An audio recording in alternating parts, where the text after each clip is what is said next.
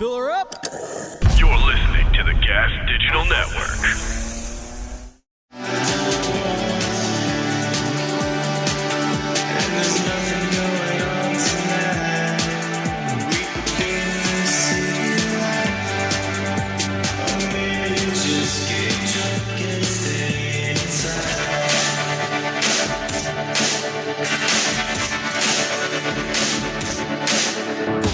Good afternoon, Michael Malice here. Let that be your welcome for the next hour. We have with us legendary comedian Kurt Metzger, host of the Can't Get Right podcast. I just did your show a few weeks ago. I really had a great time. And I'm like, I'm glad you agree. Yeah. My show's great. That was a good guess. I know, I'm teasing. And I was really excited to have you back on to my show. And just before we start recording, you and I both, I think, have a very dark sense of humor. We were just talking about how we're boomers. Like, I was trying to get my headphones in. I had them by mistake in the microphone jack instead of the headphone jack. I didn't really think it would make much of a difference, and it did.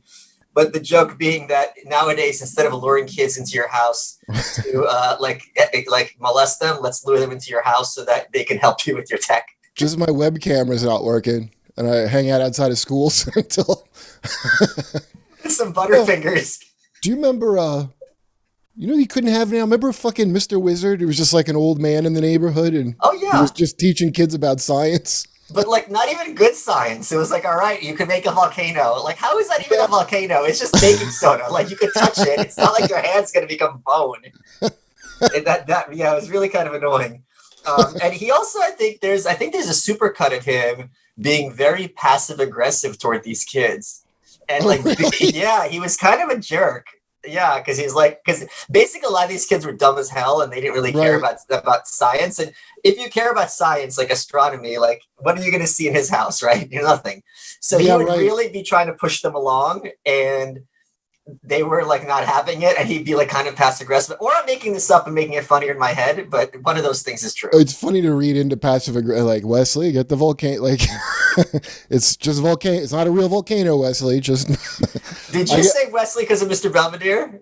No, Wesley was the kid that I'd see on Mr. Wizard. Oh, really? Yeah, but I think like Nickelodeon that I watched as a kid. I'm 43, so when I look back, I'm like, now I think everything was grooming. Like everything. Well, had this fixation with like, you'd say the wrong thing and they drop like fluids on you.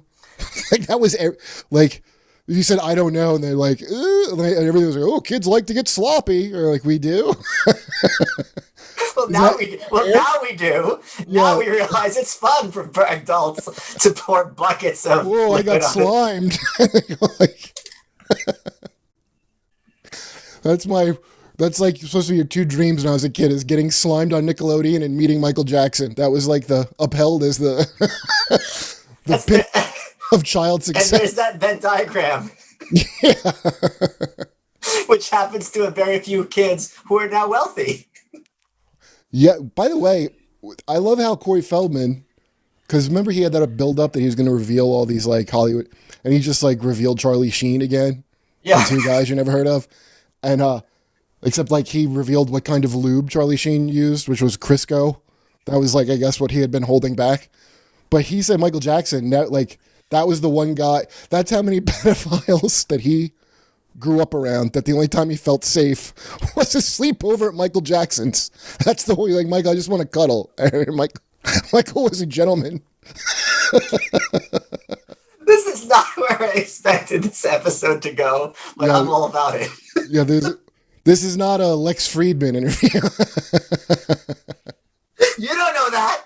I was watching that. I was watching that yesterday. Because I'll watch a lot of his. How did you know that guy? Lex reached out to me over a year ago. Oh. And he actually came down to the gas chamber to interview me about my book. Mm. And he waited so long to release it. It was like totally outdated. Oh. So, and like nothing happened to it, and I forgot about it. And then I'm like, wait a minute, I reached out to him and he's like, yeah, I'm sorry, it was outdated. Like, come down to Boston and do it again. And since he and I both are like Rogan people in a broad sense, we're both Russian Jewish from this, He is, right? That's what, Okay. So, wait, Friedman? What funny surprise line? The Russian or the I'm Friedman? sorry, I'm a Jew hunter. I meant to ask. Having a glass of milk and asking you about. And what about Lex Friedman? Is he? Does this scare you? Does this scare you, Jew? Friedman, eh? That wouldn't be a Jewish name. Is that an IE or an E? So I went down to Boston, and it's not easy, as you know, when you do these like marathon shows. You know, they're so long, like 4 hours long. Oh yeah, right. I used to, when Rogan started, I remember it being like, this is long. Like Rogan would go a long time. Like, do you know the secret about Rogan? This is such inside baseball, but I think people like this. Do you know the secret about Rogan and the episode lengths? No. Okay, I'll tell this story because I get to out. Well, I'm not going to say the person's name. So Rogan goes to. It's like, you know how back in the day, we're going to show ourselves as old farts. Back in the day, Johnny Carson, if he liked you as a comedian, but if he liked you, he would bring you over to the couch to do a little interview, and that was the signal to Hollywood that Johnny approves. So Rogan, I don't think this is on purpose, but it's a thing. Like, he'll go 2 hours, but if he likes you, he'll go for like 3. Like if you're having a good time, right? Yeah, and it makes perfect sense. You know what I mean? Like if his show, as you know, works well when it's two people just vibing and broing out, and just and then the audience gets to feel like they're hanging out with two guys having a fun conversation instead of pitching their latest shitty book. It got really good. Like I remember when he started it. Like I did it when he started it, and then like I did one kind of recently, like in May, and like I don't really listen to podcasts. I don't drive, so I'll be on any podcast, but I don't really like listen to them. But I start seeing the clips on YouTube, and I'm like, he's a good fucking interviewer. Like, yeah, it's really fun. But if he likes you, goes full 3. So the last time I was on, I had dinner with a friend later, and they're like, I'm coming from Rogan. He's like, how long did you guys go for? I'm like, it's 3 hours. Oh, cool. And it took me like half an hour to realize, this shady bitch. He's trying to figure out if the appearance went well. Oh, right. So yeah. That's what ended up happening. Yeah, that's the amount of like.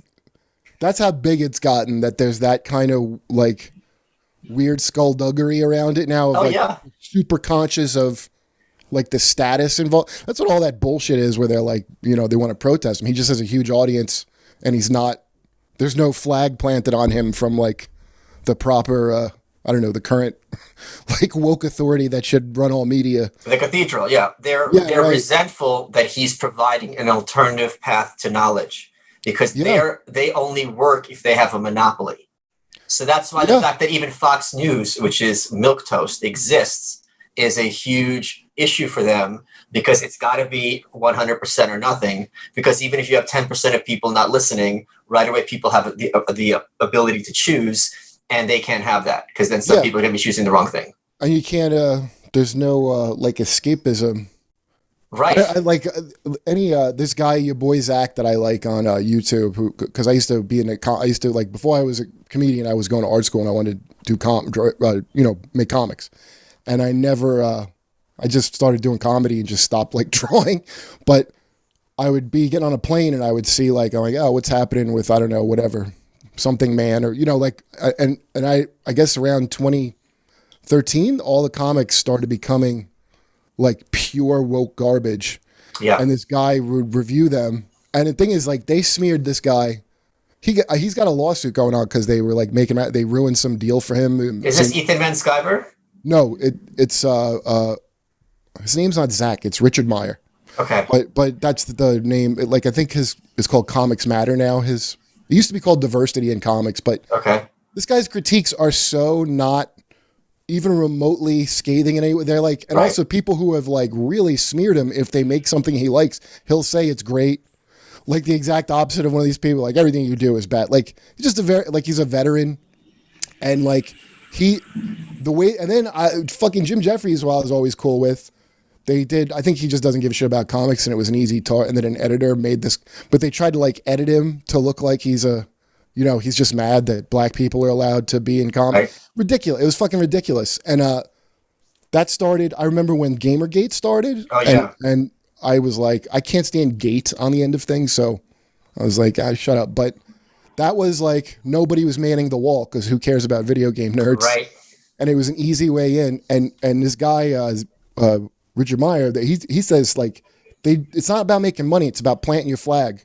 Yes. And claiming territory. Absolutely. Like, those people aren't making dominance. They don't make shit. All they want is to feel complete dominance over every aspect of everything. Yeah, I talk about this heavily in my book, and you're right. And one of the points I made recently is being virulently anti-racist is the only opportunity for lowest status whites to present as better than somebody else.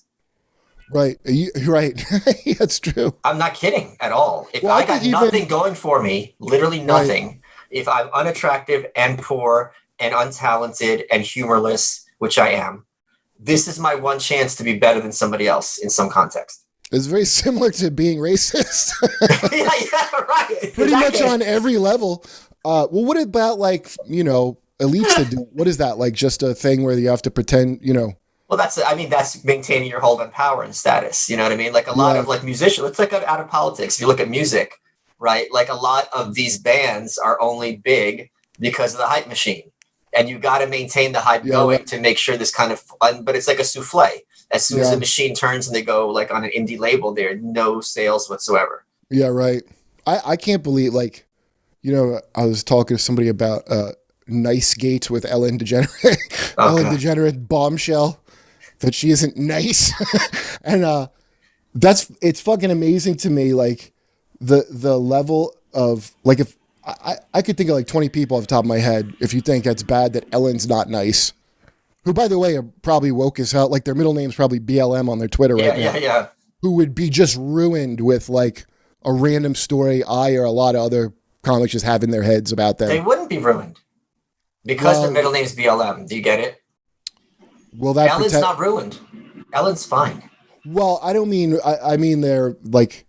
The persona would be destroyed. Like people would be like, yeah.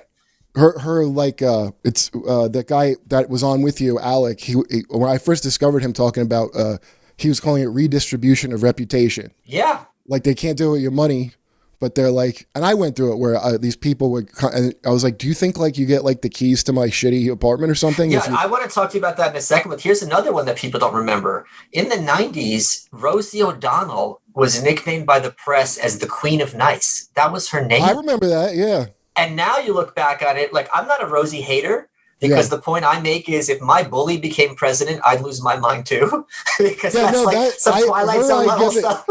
Like, this is one of fucking Bill Maher said that I thought was hilarious. He was like, Trump's major qualification is he once fought Rosie O'Donnell to a standstill. If you go on YouTube, for people who don't remember this, people remember in 2016 or 15 when Megyn Kelly says he calls women pigs and slobs, and he interrupts her and goes, only Rosie O'Donnell. If you go back on YouTube, you could look at these interviews that he was doing at the time. I don't remember when it was, on Access Hollywood and Entertainment Tonight. And he's riffing like an improv comedian because there's different interviews and it's the content's the same, but the words are slightly different. He's like, okay, Rosie, listen, you're disgusting. And as disgusting as you are on the outside, inside, you're much worse as worse. She's a no talent. And Rosie, if you're not careful, I'll get your girlfriend and it'll be very easy, believe me. Why is she with you? You're horrible. But there's 5 interviews where he just does the same material, but they're like slightly different. So it's not just that one clip. It's like all day he was saying it over and over to Entertainment Weekly. ET, that was his Access Hollywood. She's disgusting. She's a bully. She's no talent. That's what I resent the most about is that's my beef, which is like he can do all the edgy material. I have to conduct myself like I'm fucking Michelle Obama. So you don't want to lose your Netflix deal. Wait, is that a testament to your genitalia? What I'm saying is I have a huge cock. One of the things that shocked me, so Twitter has trending topics, as people know, but they also, it just was recently revealed, and this is not a surprise, that they have like a function to block certain topics from trending. Because if topics are trending, they don't want it to trend. Was that when they like Yang? Remember Yang said CNN fucked him? Is that, and didn't they block that? Yes, it's something like that. But one thing that happened recently is after Michelle Obama's like convention talk, like Big Mike was trending on Twitter because that's what like the cute people call her. And like Joan Rivers said that she's transgender, and they left it up. And I don't think they knew what Big Mike was a reference to, but I was like, Yeah, holy right. crap. And That's I like really her amazing. a lot. That's like, amazing. She's a nice lady. Oh, Like, yeah.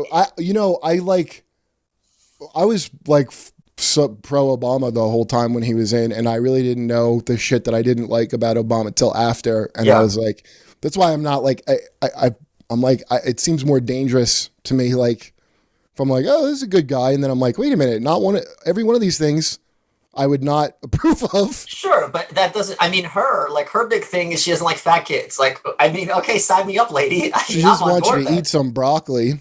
Yeah. It grosses me out. They have like a Netflix, like there's a White House to Netflix pipeline. Like, that's fucking gross to me. But what? There's always been a White House to publishing pipeline. Like, every president, every first lady gets like $20 million for their memoir. I know. Isn't that amazing? Like, that's not enough. You got to still get the fucking Goldman Sachs speaking thing, and like. Well, Thatcher, when she left the prime ministership in 1990, she had literally $0 in her bank account, literally. Really? And they're like, "Don't worry, lady, we're just going to get you speaking gigs," because it's they get to be the trophy wife, right? I guess I'm jealous. I'm like, speaking. What are you, 20,000? I know he's not funnier than me giving that speech. For whatever, for you, what is it, like $1 million a pop? I'm probably lowballing it.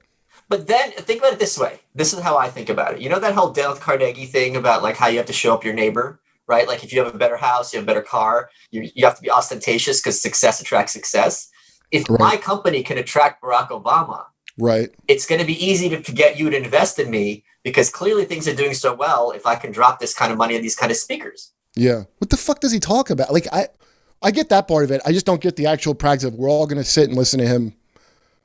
I think probably leadership.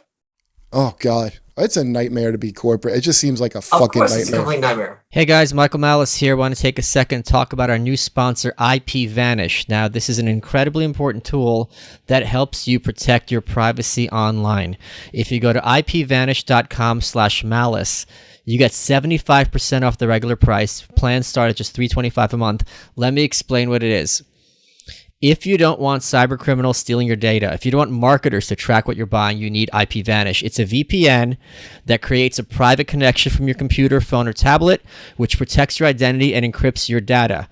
If people are using torrents, which are illegal, you may get strikes from your cable provider. But if you use IPVanish, theoretically, that would be resolved. It's great for protecting your data from hackers, especially when using public Wi-Fi that isn't secure. With IPVanish, your real IP address disappears. You can't be tracked online. Just $325 a month. Go to ipvanish.com/malice. You get 75% off their regular price, and you could start protecting yourself online today. Let's get back to the show. Let's talk about your drama, because you're one of the few people I know who has been targeted by cancel culture. Before it was that, back when it was just call out culture. But also, you weren't actually accused of anything doing that horrible. It's not like you were accused of assault. I was accused of being a rape apologist. Right, but that's very different. This is why I'm comfortable talking about it. It's not like you were accused of actually laying your hands on someone and doing some kind of crime. And that they said I was a domestic, this crazy chick fucking. The smears that went around about me are fucking crazy. I couldn't even believe it. And they're things that you can't even sue for because it's just like shit that was out of context and framed differently.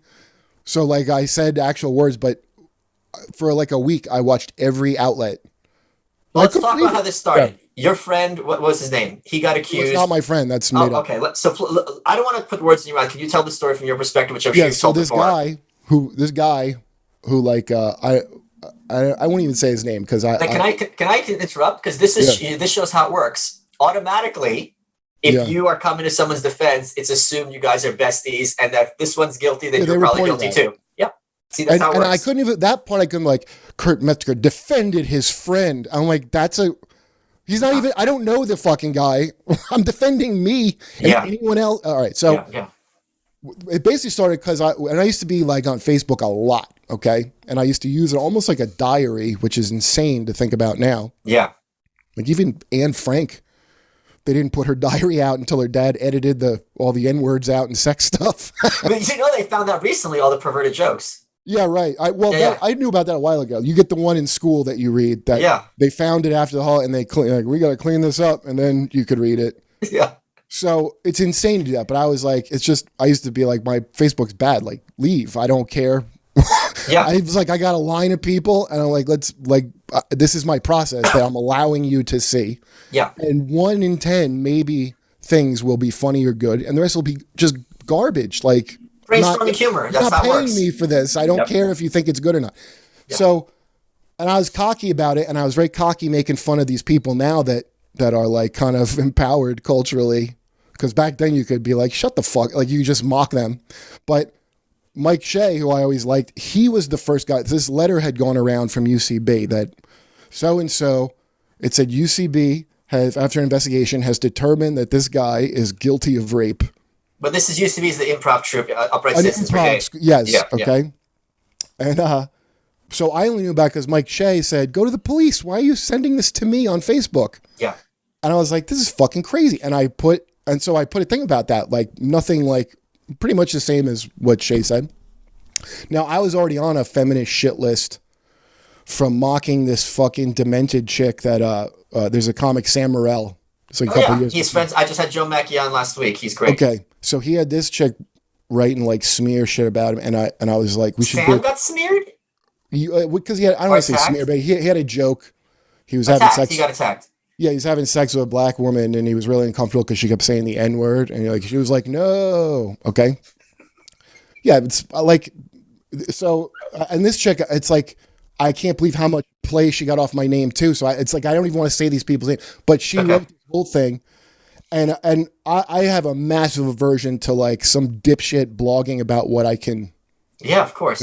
Even if the joke's bad or whatever, like, the consequences of me fucking up are you won't laugh and I have a bad set. There's already and it's personal for you because you came out of like kind of an extreme religious background. So all your life growing up, you were hypersensitive too. Yeah, all your life, every aspect of your life had to be kind of controlled and in a certain context. And and so now it's like we did that already. I'm grown up now, and I'm not. Yeah, it probably the driving force of my life is that. So I made up this thing. I'm like, let's just say that this girl's a character. She doesn't exist, and she's a person we made up to make a point about free speech. And like Tony Clifton. Yeah. So for about a day, maybe not even a full day on Facebook, all these people thought she's not a real person. They thought she's someone we made up. Okay. Now this person is demented, and if I knew this, I thought it was like a Jonathan Swiftian level thing. Whoa, I shouldn't have done that because, wow, that was like, hey, said I don't exist. And so he's trying to erase me. Yeah, she went through my whole Facebook. I mean, everything. And I would like post way too much. So like I wouldn't go through my Facebook just to find something to get me on, okay? And made a collage of every, and I posted it on my Facebook. I was like, this is awesome. Look at this. Like she made this is before now where like the fear people just live with. And so she couldn't. She was watching Kurt Metzger before the fear. And it was great. It was fucking great. Okay, and she so basically after I posted this, then some other dipstick wrote a blog at me called Kurt Metzger should shut the. My problem was this one was it UCB SVU now like. What do you mean after an investigation? Go to the fucking police. Like but Kurt, I've been to those shows. They're trying to find the punchlines. Yeah, well, you know what? Okay, so I gotta not jump in. So my thing was, don't go to the police if you don't want, but like before we go to say that a clown school has determined the guilt of a fucking rape case, maybe hit up the cops because let's say the guy did it, and I don't think him losing his once a month show at UCB is enough of a penalty for being a serial rapist, you know? So innocent or guilty doesn't really apply. It's just, this is a fucked up way to be doing this. Yeah. Okay, so all these people, so I wasn't going on other people's things saying, this is all coming on mine. And then basically, and this is before I understood what the game was, and this developed over the years, the game is to bait you into saying anything that can be used. Yep. Because you're going to double down because you did nothing wrong. Right. Yeah. And this one like open mic, I think she's out here. I never heard of her again. This nothing. So I won't say her name, but she had this whole stupid thing she said to me and I would respond to her. And then she ended up erasing everything she said. So it looks like I'm just saying it to no one. Yeah. And like and I'm putting in my fucking post, I'm responding to her article that I posted. Yeah. Like, so then that got taken, and now I am shaming rape. She went to some women's group where one of these girls who I later talked to, and I totally believed her when I talked to her. Also, I was like, and if you're going to say like don't even go to the cops. Just tell me what the fuck happened, and don't tell me you've just determined, and that's all the details. Tell the whole story if you're going to tell the story. I'm for that. I'll hear you out. And if sometimes the story has a ring of truth I'm not even asking for court evidence. It's just extremely disturbing to me that this is the thing you heard about on campuses. And here's the other thing. The whole point of improv is the audience throws out info, and then you guys use that info to make a story, right? So give me the data. Tell me what happened, and then and a lot of times these stories, they do, like Bill Cosby. I don't need a court trial. I don't believe 50 women who don't know each other, who have independently the same story, are lying. I don't. I'll believe some of them are, fine. There's no way this guy's innocent. And by the way, I know a lot of people that of all 57 genders who something like that has happened to. Yes, it's both very common. Yes. So anyway, it started to blow up, and then it got picked. Then they started going. I'm sorry, I got to interrupt because I think it really needs to be clear what we're both saying. We're saying both these things happen a lot. Yeah. And this is not the appropriate way to handle these things when they happen. Social media is not. Right. I just mean like the UCB. If someone in a community has credible multiple accusations of literal rape, the answer isn't like, well, he can't do improv here. No. That's not cool, because that's just him being off the hook, and he's free to do whatever he wants. Well, I found out later that they had known for quite some time. Yeah. So this is coming they were like legally, and the girl who posted that was not someone who worked for UCB. She was like an acquaintance of one of the victims. Okay. Who was a feminist. So she was like, I have to take to Facebook and announce this. And she actually, UCB was going to sue her for that. Oh, wow. Okay. And UCB was like, well, we can't really end his show just because someone said he raped, which I think legally they maybe can't even, but they weren't like any kind of good guys, you know. It's just like a college or a church. Sure. You know, like that college campus thing where like, we're going to have a rape trial here that you can't defend yourself at, and then we don't get sued, and we're not known as a school where rapes constantly happen, because they do. So it started to like really like snowball, and so I'm already at this point a social media addict that can't just like not answer, and I'm like getting accused of all this and I'm like, and also it was like so many, like a King Kong swatting at biplanes, you know what I mean? Like that feeling. And then they started going. Well, he's a rapist, right? King Kong, when he grabbed that girl. Yeah. I mean, there's degrees. He's an assault. It's certainly assault when you grab a woman and carry her out of the house. You know, he's barely a sentient creature. That doesn't absolve him. I mean, I don't know. She didn't have to be dancing around. I don't want to blame the victim, but she was dancing around and tumbling around King Kong. But anyway, it still was going nowhere. And my name wasn't like big enough for it too. However, I used to write for Amy Schumer's show, and also this is the thing, they kept reporting that I got like the show had ended. So if I was working for somebody, I wouldn't really be posting shit. Sure. Because why would I? But on my own time, I don't, you know. So they started going at her. Did you know Kurt Metzger, right?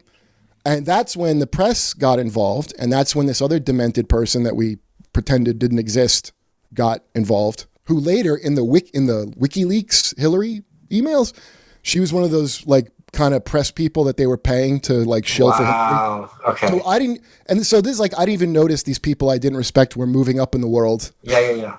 You know? Because they were being good soldiers. They're playing their part, and they were being rewarded for it. So I see this really building up, and I'm like, what the fuck is going on? And my manager at the time, he goes, hey, I got an interview with you with New York Times. I'm like, wow. That's a great idea. I'm like, well, yeah, I mean, my thing is, and I'm like, you know, like. Everyone reads the Times. Yeah, and I'm like, you know, if you form a lynch mob, I'm just like against like lynch mobs because I feel like mistakes can be made in general. And I'm like, but this is even beyond that, because I've never heard of a lynch mob peeling off from even going at, they forgot the name of the guy already, other than saying he's my friend. I never heard of a lynch mob peeling off to go get somebody who said maybe we shouldn't have a lynch mob. Right. Or not even at least lynching the rapist. I said something like that. New York Times guys, oh, that's great.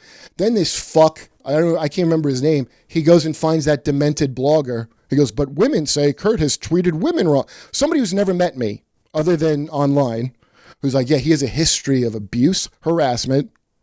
And by the way, harassment was me inviting feminists onto my old podcast very politely. And like, this is harassment. That was around the time they started doing that fake I'm being harassed. Just merely answer back. Yeah. So that's the gray lady say. So, I mean, everything from that to like USA Today to every one of these fucking things. So now I'm getting, and then Amy goes on. Wait, so before you get on to Amy, so is it going through your head that, holy crap, this is New York Times? Well, from now on, when someone Googles me, this is the first thing they're going to see? No, it's going through my head like, is everybody fucking crazy? Like, on the face of it. It felt surreal. I'm like, I don't even know what the fuck I said wrong. Now, what I did say wrong is I was very harsh laying into the chick I was arguing with, right? So you could easily take that out of and like I've seen like online feminist print quotes of shit I forgot I said, which I chuckle at. I'm like, I had something like, no, I'm not shaming victims, I'm shaming feminism. Pull your head out of your twat. And like I had all this shit that I'm like, it's very poetic how I said that. I can't even remember the exact words. Sure. So that all became like this thing, like misogynist writer, and then this girl's like, he has a history of harassing women online because I mocked her with that joke 10 years before, and Amy's like, she called me, she's like, I don't know what to do, like they're really, and so what I should say is like, don't say shit, just don't do anything. But I wasn't savvy about that, and I go, hey, whatever you've got to do, like I don't know why you should have any repercussions or something I said, Well, I think that was kind of cool of her to give you the heads up and touch base with you instead of just throwing you under the bus immediately. Like I said, and also that got turned into, because when I said like, I tried to relay that, like, it's not like she was just like, I said, go ahead, do that if you have to do it. So that you were giving Amy orders. That became, I told her what to do. So at this point, I'm some candidate with a failing campaign, I've transitioned to, and everything I've said is, if it can be taken in the worst way. Yeah. Like they had a quote from me on a podcast where I go like everyone in all walks of life gets raped, from like, if you're a Hell's Angel or a Hasidic Jew. They made it like I'm saying, what? Everybody has to get raped. But what I was saying was, it's pervasive through society. Yeah. So no one's safe from it. You can't be privileged and say it doesn't happen to people like me. Like, there's not a safe space, like the place you think is. So, if I knew that I was ever going to go through that, I guess I would sit and scrutinize every word I ever say. But it wouldn't help. Do you think it would help? No, what would help is not to be online. They would easily be able to take anything you said and misconstrue it. And they did. And then I see. So when I said that to Amy, I thought that meant like she would be like, I do not approve of what he said. She went on fucking Charlie Rose. And they had and talked about how she told me to stop. Wait, Charlie Rose, by the way, let's point out to people. No, I know. Okay, you're going to get to it. I'm sorry. Yeah. I'll be good, Kurt. I'll be good. So I never watched the interview. Now, my girlfriend at the time and my other friend who I later was, they just hated Amy after that, because I guess she went on there and said, I told Kurt to stop trolling. That really like makes me mad, like, because I was not trolling.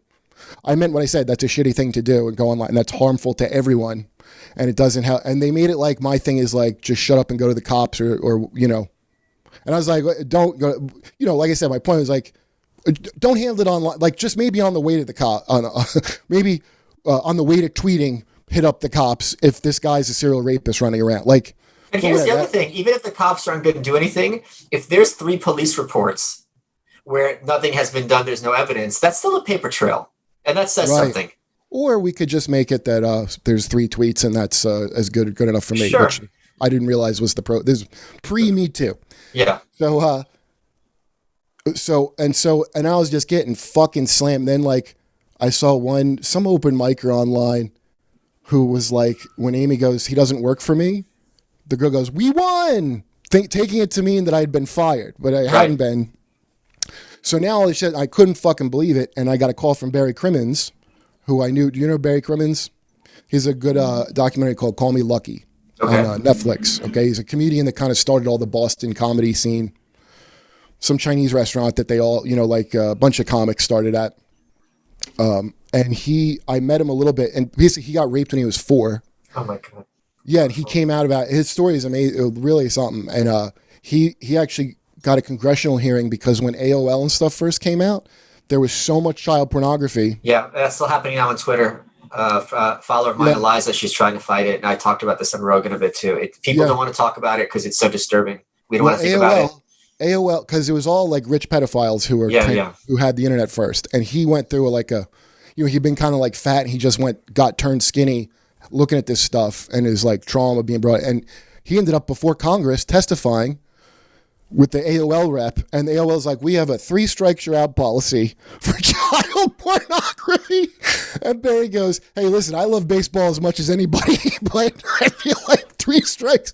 And then AOL was embarrassed and had like, he really did. So I had written to him before any of this, after I saw it. I tweeted him. I didn't write, write. But I was like, oh, that's really like, it was something, And he was a good guy, and he really helped people. He wasn't like some dickhead online.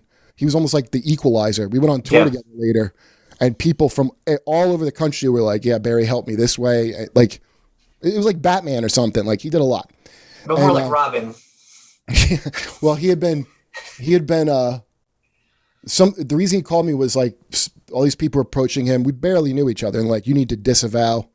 They wanted him to like officially. Can I ask you that? Is that something that strikes close to you from a religious perspective in your upbringing? Because the whole disavowal to me, I don't. Disfellowshipped? Yeah, I don't give a fuck. I was very openly like fucking disfellowship, man. No, hold on. But I mean, just like the concept of disavow, like when they asked Trump to disavow David Duke and white supremacists and the Proud Boys, which he had done, it's like, what does that literally mean?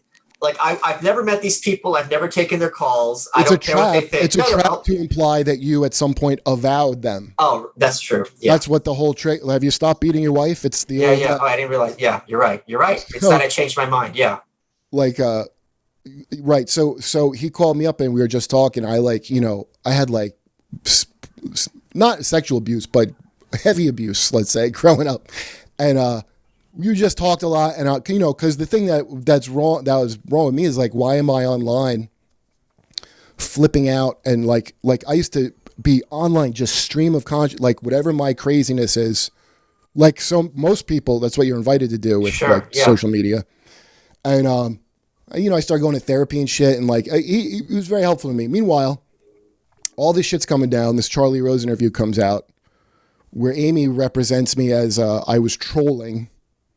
And she told me to stop, and Charlie Rose, and then fucking Charlie Rose tweets at me, well, Amy Schumer thinks women should tell their story, which, by the way, was my original point, that women should tell. As if you were implying the opposite. I am now on the opposite side of my own point from with Charlie Rose.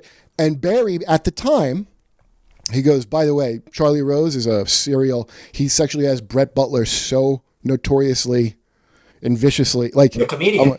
Yeah. He told me this like a long time ago. I was like, no shit. And I'm like, this motherfucker. So like, that's the Me Too. I really stand behind that sack of shit. Yeah, for people who don't know, Charlie Rose got Me Too'd very, very hard by multiple women. Yeah, and anybody that jumps on board with that, I assume you're a rapist of some kind. Why would anyone be like, yo, this is fair? Well, no, you're probably not innocent. Like, we don't even have to consider that possibility. Like, it's only 2%. If you're that 2%, it matters to you. Yeah. That's like the death penalty. I had Greg Gutfeld on my podcast. I'm like, what if you get somebody innocent? He goes, I'm okay with that. And I was like, wow, you're very certain that it ain't going to be you. Well, hats off to you, man. So then I started losing. I was about to start working for SNL for writing for Mike Shea. SNL's a shit job, but I like him a lot, and I would have been happy to write Weekend Update shit with him. But SNL was like, we can't in light of this. It would be like we were rewarding Kurt Metzger. He flew. God bless him, dude. He took a flight from LA to New York to have dinner with them to talk, to be like, what the fuck, like. But everybody's on board. This is like the thing. So this is the beginning of that kind of shit. So then I had like gigs and shit. It didn't become apparent what it was, the kind of damage it did, until later. Because I would be like, have a show somewhere. It's like, I don't care about playing Asheville, North Carolina so much, but like, it does bug me that like some owners like, oh, people called and said, we can't have your show here. I'm like, what the fuck? What am I supposed to never, this is like months later and shit. Yeah. And then to Amy's credit, like, she recommended me to, I don't know when she talked to him, to Sacha Cohen, which I wrote for that Who Is America show, which was, you know, I think she felt bad for going on that. And that's then all the like the Daily Beast. And I had a friend who was on the masthead of there that took her name off the masthead because they go pro rape writer Kurt Metzger hired by Sacha Baron Cohen. So the whole point is to make you radioactive. Yeah.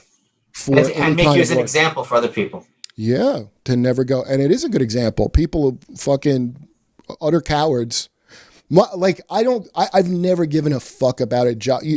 Like, I just didn't want to have a job I hated. So I achieved that like 8 years in where I'm like, oh, I can live off comedy. Any like Hollywood, anything is like gravy. Like, you know, I actually don't like writing for things because I'm lazy. I like doing stand up, but it's just a thing I had an aptitude for and I could get money for. Yeah. But I already been through like everybody's you're gonna shun you if you fuck, like, good. I did it with Joe's Wednesday. Fucking, I don't give a fuck about you. So, yeah, that went on. And then, oh, okay. So by the way, but when it was in the thick of it, it was crazy. It was overwhelming. Okay. And this girl who was one of the victims of this guy called me and she got my number from somebody in this women's group. Because she wanted to call me, because she wanted me to know she did go to the police. She's not an idiot.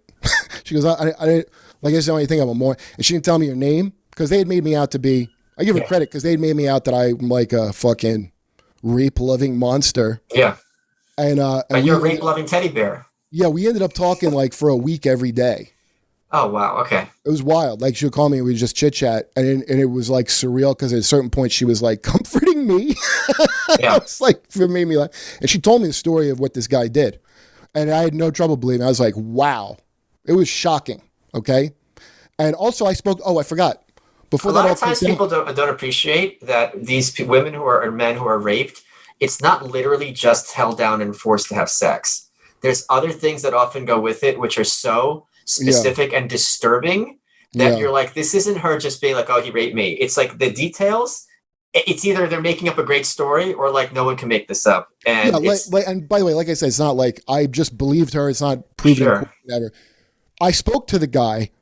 I forgot before that kicked off. A friend of his was like, oh, hey, can he call you? Now, I don't know why he would need to call me. Like, now I'm a fucking rape detective. This is already, it's out of hand before it even got out of hand. I'm like, but I was like, why are they saying this? And he goes, I don't know, because I didn't book him on my show, which right there, I probably should have suspected that his. Yeah.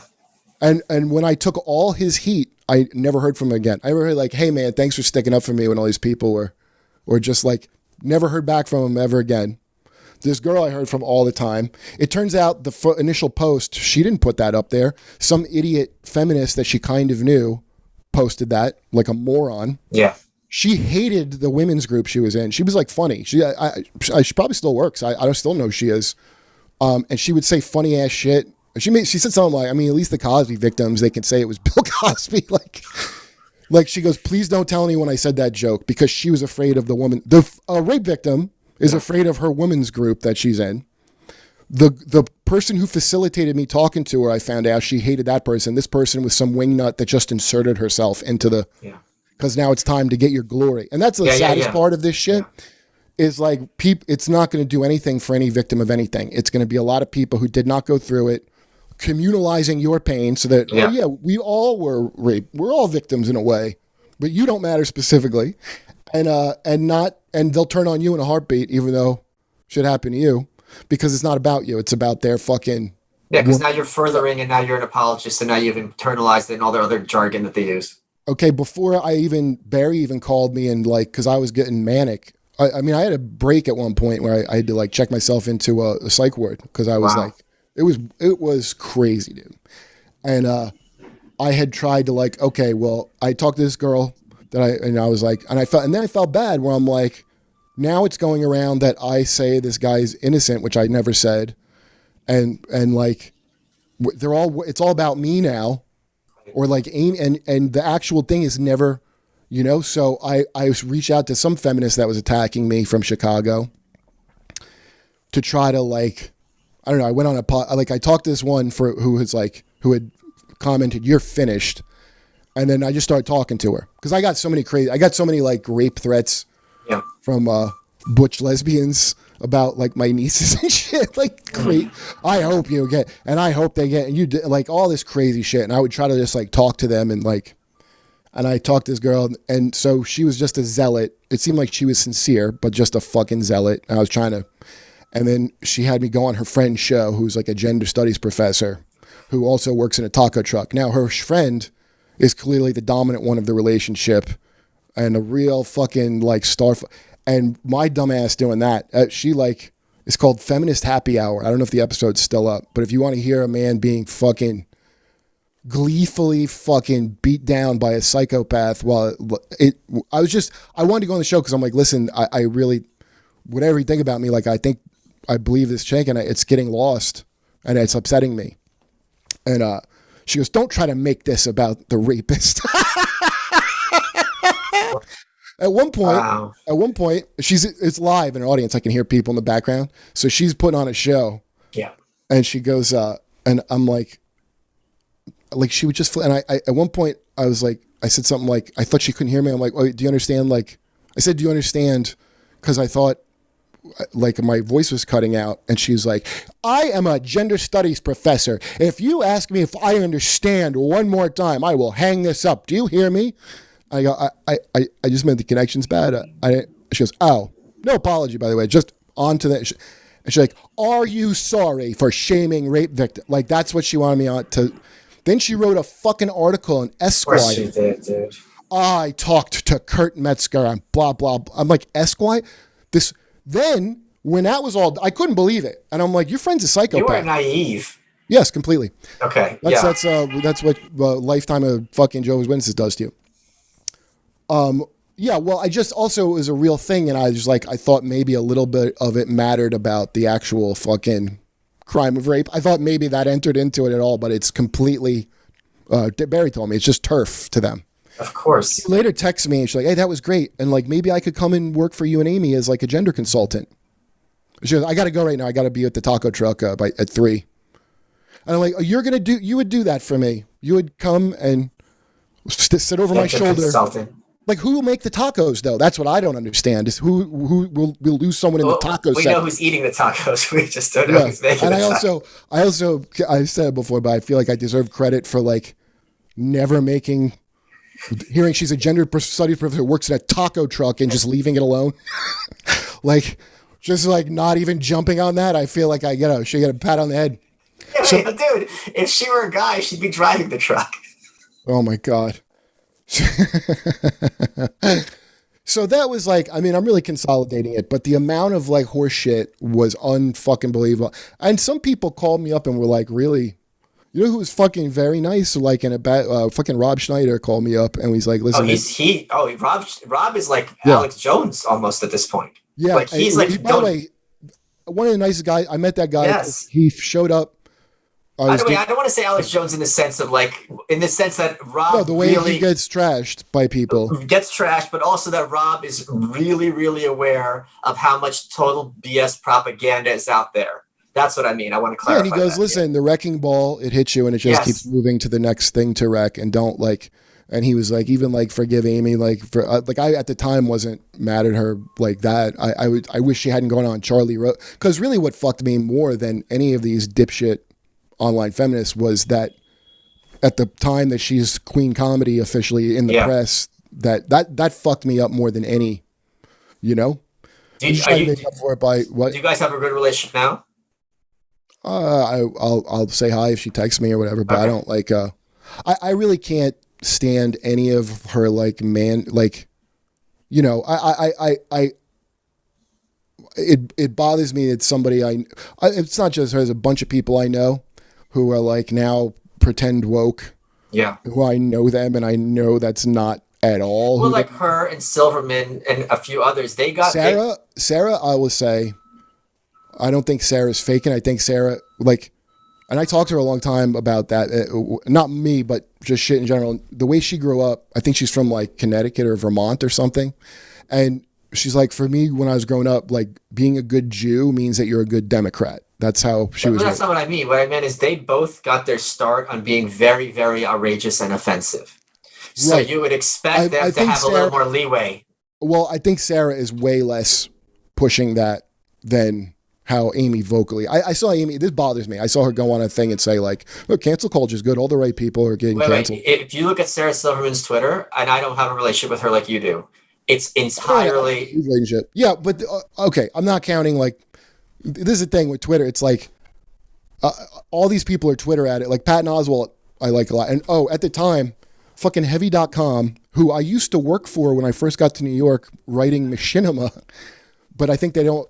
It's so much turnover. They became a clickbait site. Yeah. They fucking put a thing, everything you need to know about Kurt Metzger's girlfriend, Karen Margot, where her parents work. Oh, you dated Karen?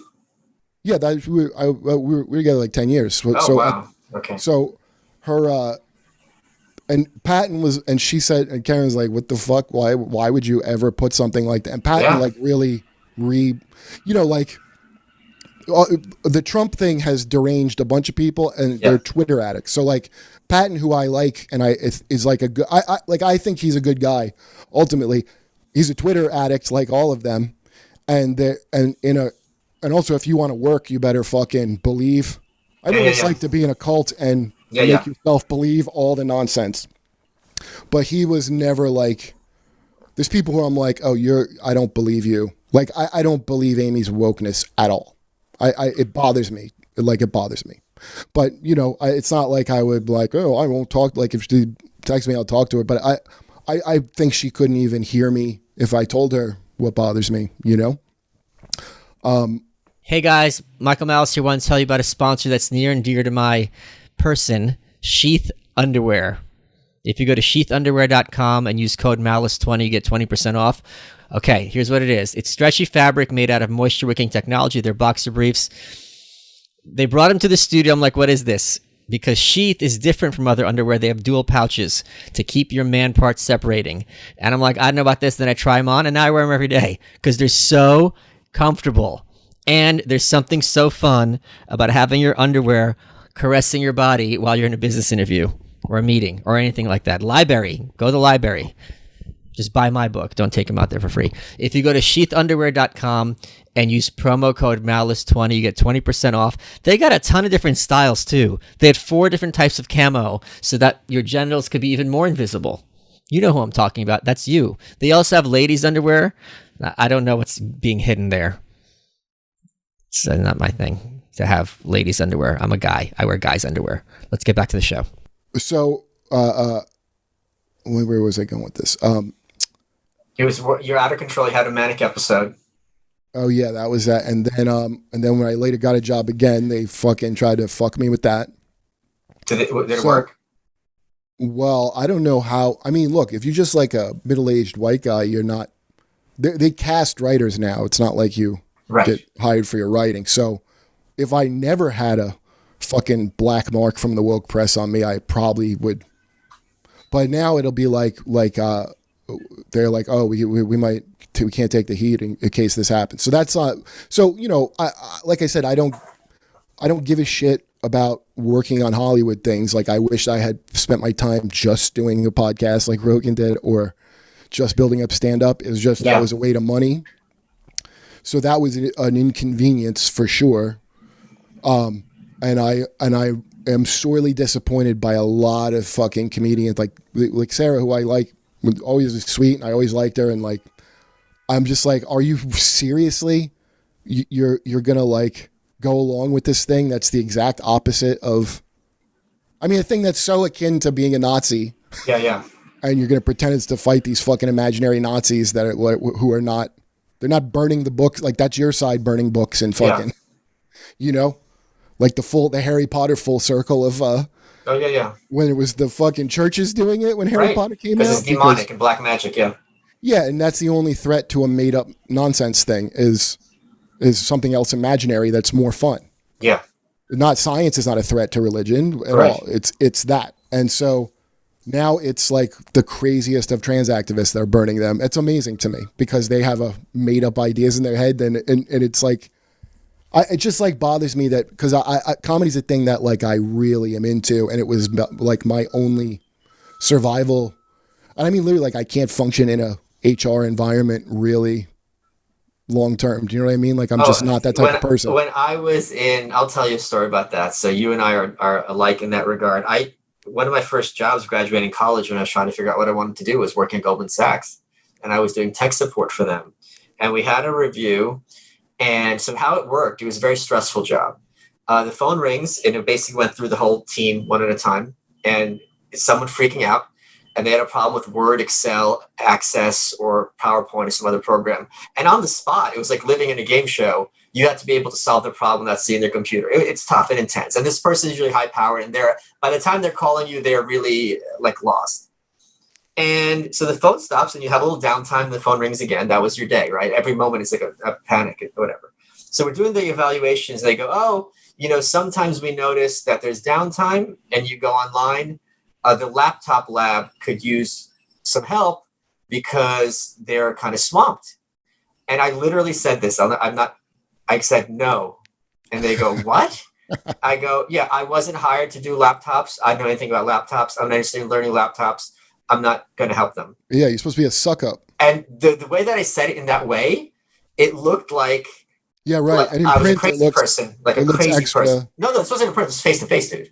I said no. Yeah, wow. Oh, yeah. I'm like, no, I'm not. I didn't do it sarcastic. I said no.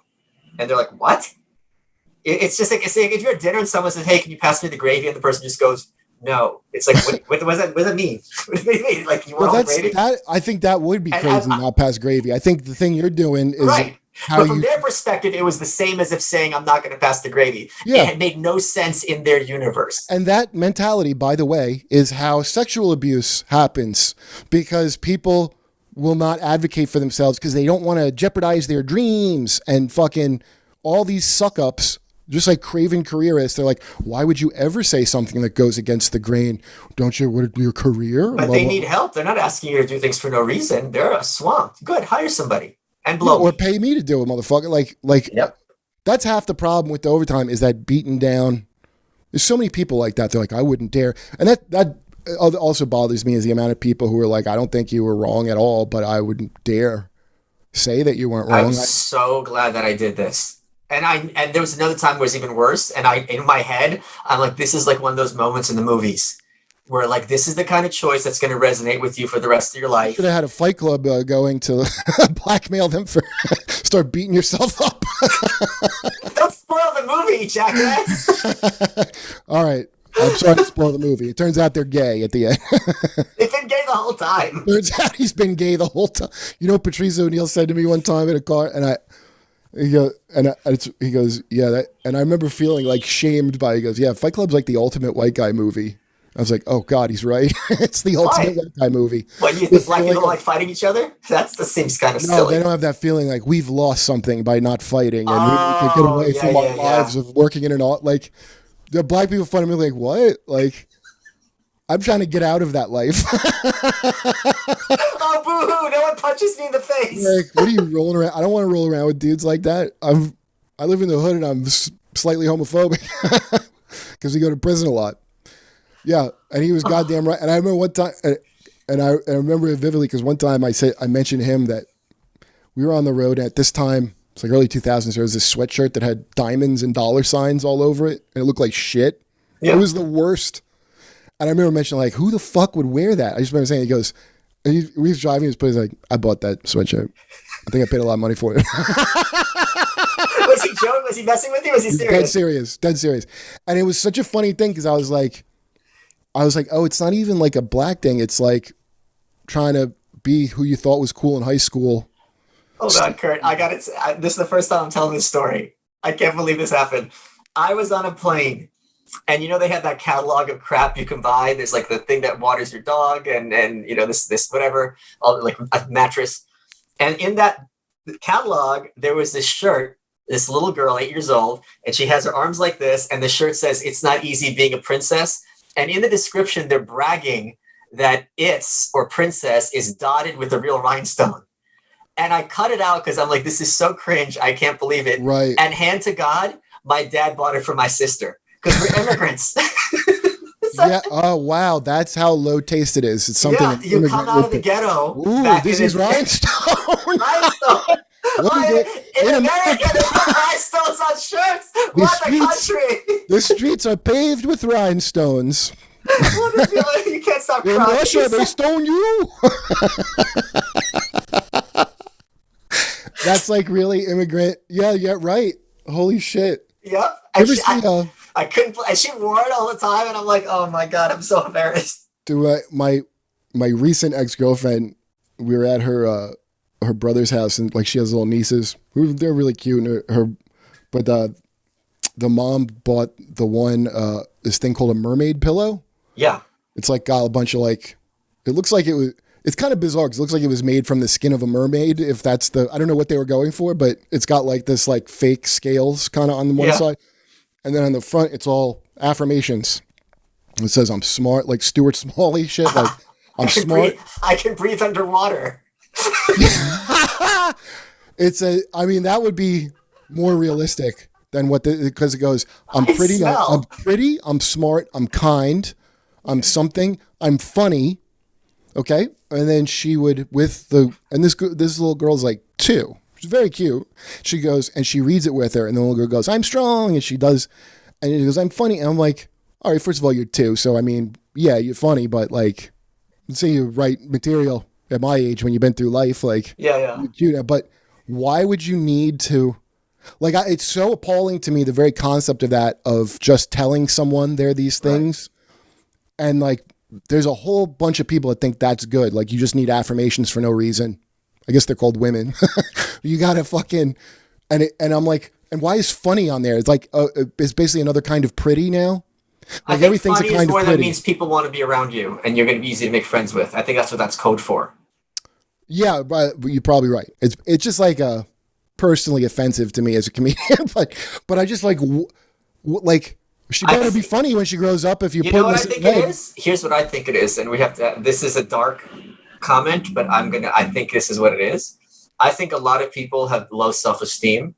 Yeah. And I think a lot of people have low self-esteem for rational reasons, because their brain perceives that they don't bring much to the table, and this bugs them out. Sure, but not a 2-year-old. 2-year-old doesn't even know they're supposed to bring anything to the table. They can't even drive. They're useless. What do they bring to the table? But diarrhea. Well, like, that's your age to not bring shit to the table. Right, you're a fucking baby. And that's what the idea is. Like, once you tell somebody they're great young, there is a thing of like, fake it till you make it. I get that that's a thing, but it's just so bizarre. My nephew is just turned 3. He is very, very funny. So I don't know if you saw this on my Instagram. One of them I had learning about our heritage. So showing him like the hand, the Jewish hand, the Zohar. Then the second picture is me writing a number on his forearm. And the third picture was me showing him the inside of an oven. It got pulled from Facebook, but it's still on Instagram. Yeah, I bet. Instagram still. TikTok is on the fence about it, but it's perfectly fine in Germany. Okay, Kurt, we are running out of time. Oh shit! What has been your favorite part of this interview? I think that rhinestone thing will delight me for a while because it's such a like, oh, that's the image. Anytime you see like, what is this fucking nonsense? You're like, oh, like, I totally get that, you know? Like, I'm not from another country, and of course, like, that seems great. And it's like a perspective, you know? You are welcome.